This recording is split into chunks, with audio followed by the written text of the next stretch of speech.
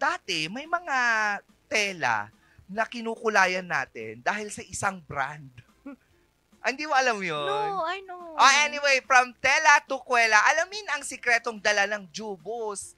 Oo, na pangkulay ng mga Pinoy dito sa Share Mo To.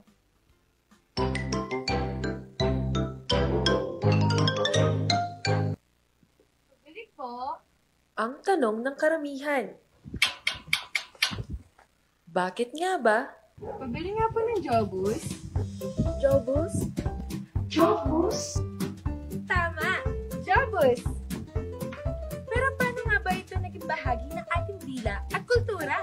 Sa bawat tahanan, sa bawat labahan, may isang pangalan na naging kasing kahulugan ng kulay. Hindi lang ito basta produkto, kundi isang salita na tumatak sa isipan ng bawat Pilipino.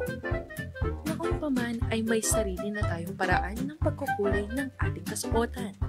Mula sa mga balat ng kahoy, dahon at bulaklak, hinango na ang mga kulay na nagpalamuti sa ating mga tradisyonal na kasuotan at sining.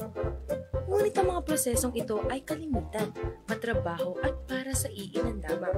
Sa simula ng ika-20 siglo, habang unti-unting binubuksan ng Pilipinas sa mga bagong produkto mula sa kanluran, dumating ang isang pangkulay na pulbos na magpapabago sa paraan ng pagpapaganda ng tela. Dito pumasok ang Jobus.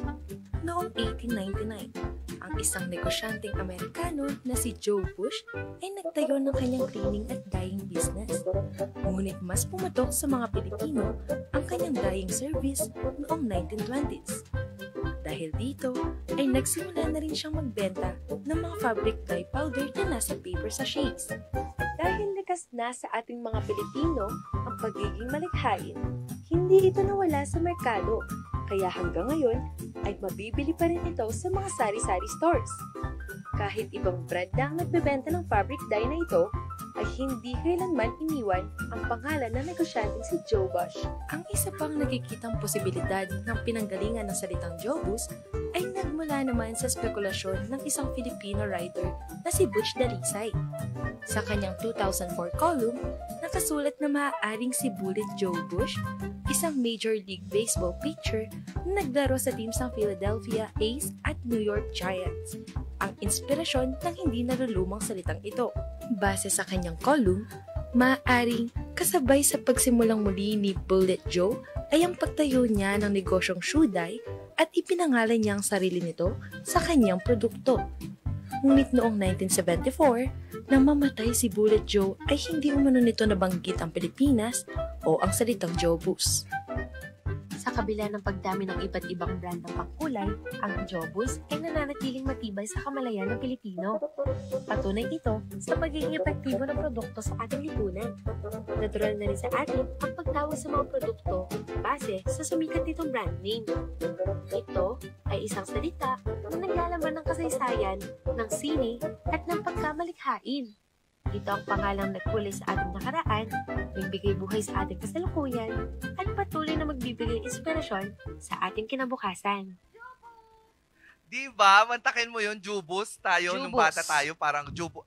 Ay, bata ka lang. Ay, hindi mo ba yung nadatnan? Hindi ko na naabot. Naabutan. Naabutan? Hindi mo na naabutan yun? No, hindi na. Yung Jubus, wala na siya ngayon. Wala Hindi na parang feeling ko wala na siya. Kaya hindi ko No? na rin alam. Kasi iba na yung mga dye na ginagamit Oo, ngayon. iba na. Hair dye.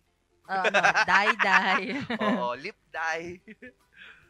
Meron ba? Walang lip pa. dye, hair Oo, dye pero lang. yun, grabe din yan dati nung bata din kami. Once na may project ka sa paaralan, literal na yan ang ginagamit mo talaga kapag pangkulay ng kung alik-alik. Jubos, sabi nila. Parang siyang watercolor?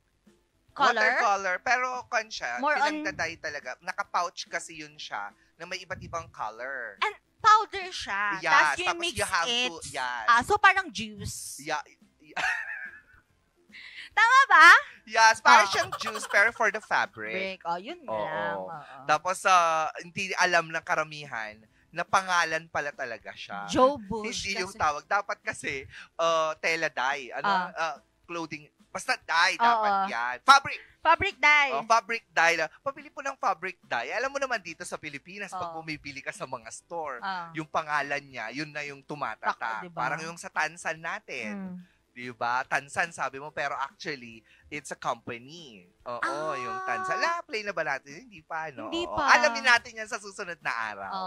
Ganun Yung Tansan. yun. Ngayon, Saan wala- galing yung Tansan na yun? Bakit tinatawag natin Tansan yung dapat bottle cap? Parang ito bang Jobus? Wow, Jobus? Jobus. Jobus. Ito parang yung white ba na packet na maliit? Yan! Di alam ko. Pero Kinain mo yan nun, no? Hindi, eme. O, pinag-juice mo yan nun na. Akala Hindi. mo strawberry yung red. Hindi naman. Akala ko lang noon. Parang nakita ko na siya sa online. Pero sa personal, hindi pa. Sayang, wala na ngayon. Wala na Yun. talaga. Anyway, mga ka-MBS,